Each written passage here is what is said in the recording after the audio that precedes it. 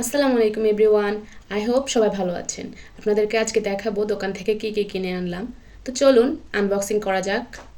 সুন্দরভাবে ভিডিও করার জন্য দোকান থেকে QO7 ব্লুটুথ সেলফি স্টিক একটা কিনে এনেছিলাম। এটা সেলফি স্টিক উইথ ট্রাইপড, ভালোই, যেগুলো অনলাইনে দেখায়।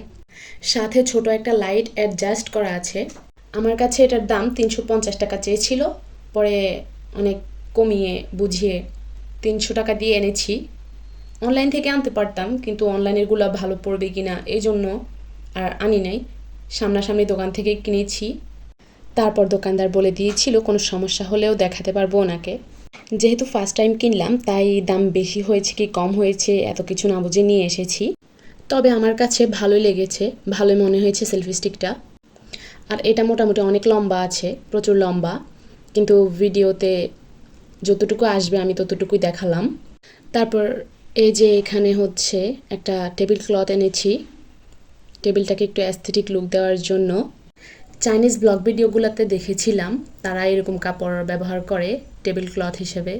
তো আমার কাছে খুবই ভালো লেগেছে, কাপড়গুলো পছন্দ হয়েছে, তো আমি খুঁজে খুঁজে নিয়ে এসেছিলাম।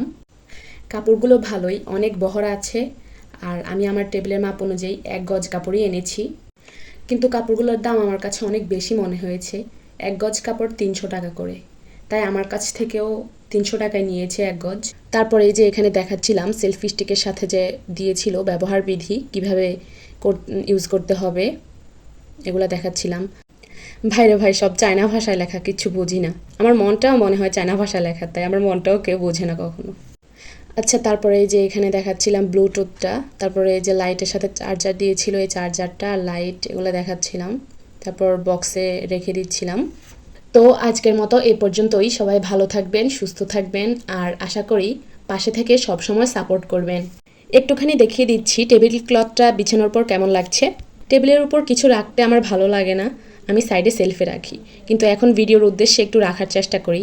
তো আল্লাহ হাফেজ সবাইকে।